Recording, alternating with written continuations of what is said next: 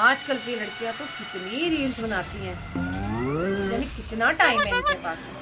एक बार शादी हो जाने दो, फिर तुम्हारी सांसें बनवाएंगी तुमसे रील्स।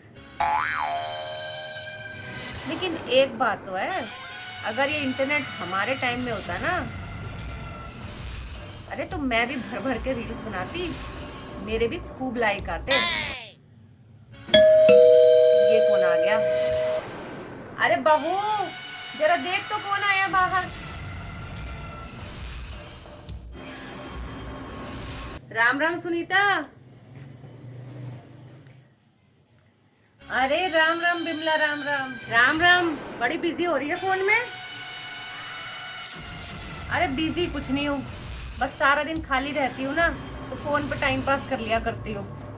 और तू बता, अब तो तेरा बहुत दिनों में चक्कर लगा हमारे घर पे। तू भी मेरी तरह फोन पे बिजी रहती है क्या? नहीं नहीं, मुझे तो फुर्सत ही नहीं मिलती फोन देखने की। घर के काम इतने होते हैं, घर के काम से टाइम नहीं मिलता। क्यों, तेरी बहू घर के काम नहीं करती क्या? उसके पास टाइम ही कहाँ होता है घर के काम करने का।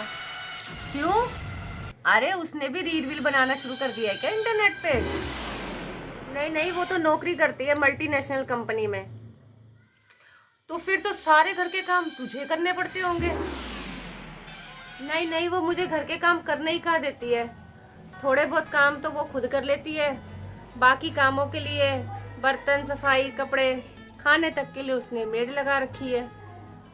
तेरी बहू नौकरी करती है, फिर तो घर की कमाई भी बढ़ गई होगी। और एक मेरी बहू को देख, निकम्मी, सारा दिन घर पे बैठ के रोटियां तोड़ती रहती है, काम की न काज की, दुश्मन अनाज की। सुनीता ऐसा क्यों बोलती है? मैं भी तो मिली हूँ तेरी बहू से, कितनी अच्छी तो है तेरी बहू। कभी कभी तो मैं सोचती हूँ कि इतनी अच्छी बहू को तेरे जैसी सास कहाँ से मिल गई। अच्छा चल छोड़, ये तो मजाक हुआ।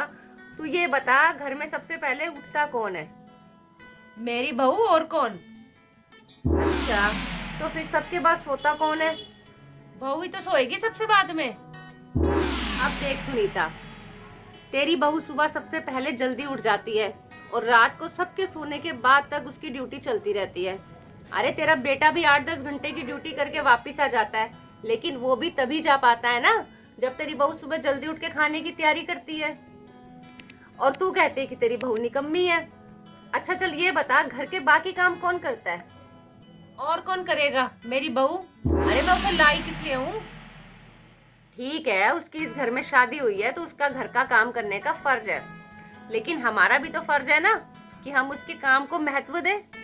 लेकिन घर के काम करने के पैसे थोड़ी मिलते हैं।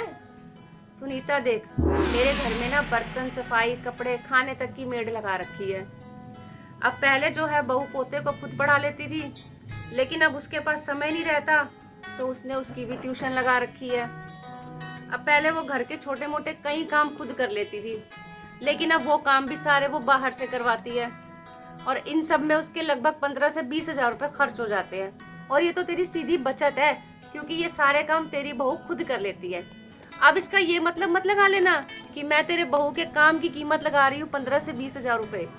देख, तेरी बहू मेरी बहू से ज्यादा पढ़ी लिखी है, उसे मेरी बहू से भी ज्यादा अच्छी नौकरी मिल सकती है। मुझे याद है एक बार मैंने तेरी बहू को कहा था कि बेटा तू घर में रह के अपनी पढ़ाई क्यों खराब कर रही है, तू कोई अच्छी सी नौकरी कर ले। तो उसने मुझे मना कर दिया, और उसका जवाब सुन के तू हैरान हो जाएगी। जानती है उसने क्या कहा? उसने कहा, आंटी जी मेरा पति अच्छे खासा कमा लेते हैं, मुझे इस घर में पैसों की कोई कमी महसूस नहीं होती है, लेकिन अगर मैं बाहर नौकरी करने गई तो इस घर का ध्यान कौन रखेगा, मम्मी जी का ध्यान कौन रखेगा? और इस उम्र में मम्मी जी के ऊपर पूरे घर का बोझ आ जाएगा, और वो मैं नहीं चाहती कि मेरे होते हुए मम्मी जी घर का काम करे और वो परेशान हो। सुनीता तू तो बहुत खुशनसीब है जो तुझे इतनी अच्छी बहू मिली है, और तू उसे निकम्मी कहती है, उसकी कदर नहीं करती। ठीक कह रही है तू बिमला, मुझे कितनी अच्छी बहू मिली है, और मैं बेकार में उसे कोसे जा रही थी। इतना ध्यान रखती है वो।